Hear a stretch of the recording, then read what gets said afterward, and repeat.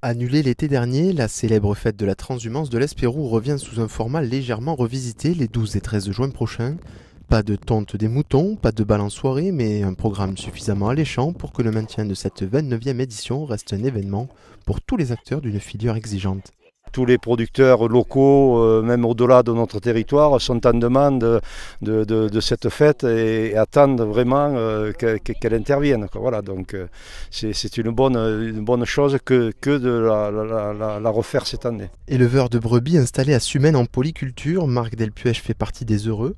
Alors que ces bêtes sont actuellement en transit à quelques hectomètres du sommet du col de la Luzette, pour lui, la transhumance a déjà commencé.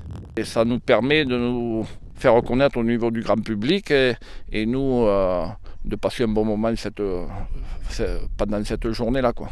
Si l'engouement est évident du côté des professionnels du secteur, il en va de même pour le citoyen lambda, trop heureux de voir défiler près d'1 millier de bêtes avant qu'elles ne rejoignent l'estive.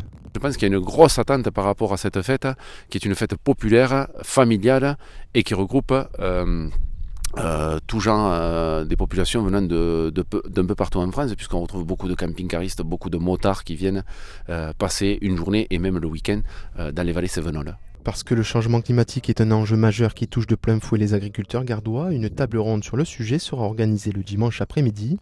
Épisode de gel, inondations ou chaleur caniculaire, ces événements climatiques ont en effet des conséquences pour les éleveurs. Cette année, il a fait froid très tard, là, il a fait des grosses gelées.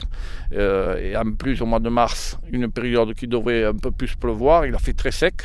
Alors, s'il n'y a pas une pluviométrie assez importante au printemps, l'herbe n'est pas assez dense et elle sort éparcée. Et les brebis, en fait, il faut un minimum d'herbe pour les nourrir. Et quand il nous manque de l'herbe, il faut agrandir notre pâturage. Et des fois, ce n'est pas toujours facile pour tout le monde.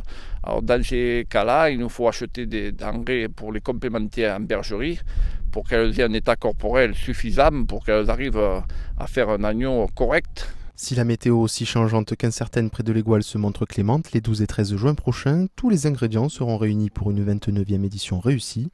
En attendant les 30 ans, date anniversaire pour laquelle les organisateurs entendent mettre le paquet.